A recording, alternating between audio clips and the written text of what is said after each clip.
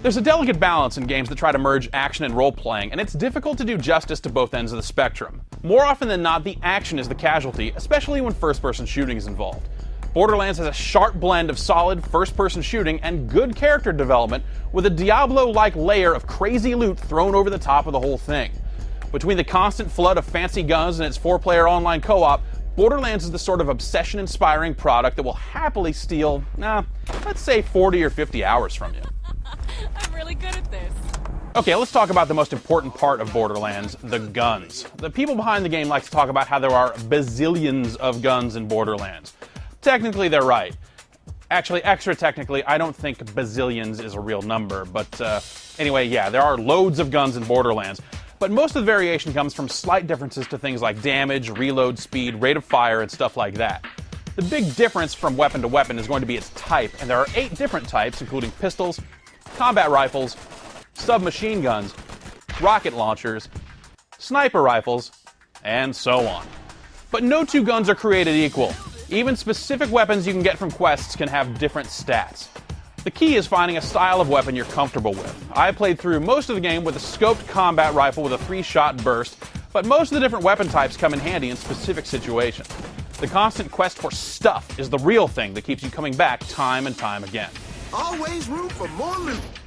You've got 4 character classes to choose from, each with a unique skill tree and action ability. I went Soldier, which feels like the most self-sufficient of the 4. By carefully spending my skill points and equipping the right items, I was able to make my soldier quickly regenerate health every time he scored a kill. And the Support Gunner class mod lets you regenerate bullets for your entire team. Yeah, that's right, he grows bullets. The Hunter is set up as a sniper-type character. The Siren deals mostly with elemental damage, and the Berserker gets his kicks by punching dudes or blowing them up.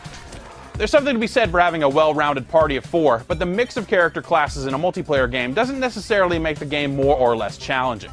The more players in the fight, the tougher the enemies get.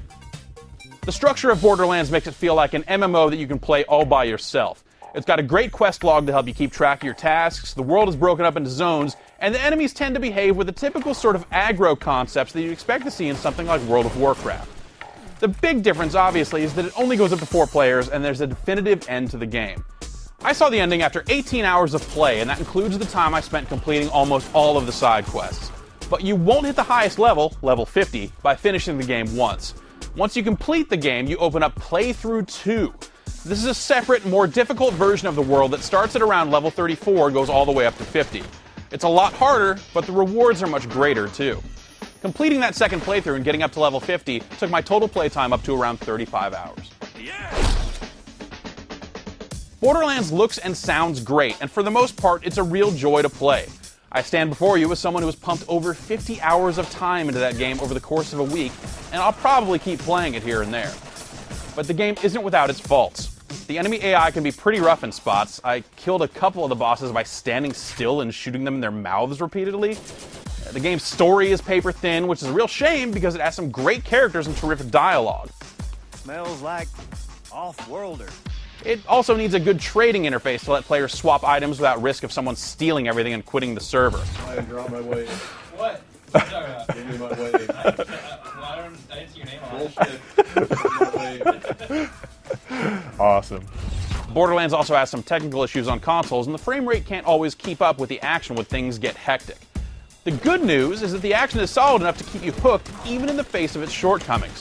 While I'm still hoping for a patch or 2 to clean up a couple aspects of the game, it's already ready for prime time, and if you're looking for a great co-op shooter with enough going on to keep you busy for a while, you're in luck. Critical, biatch.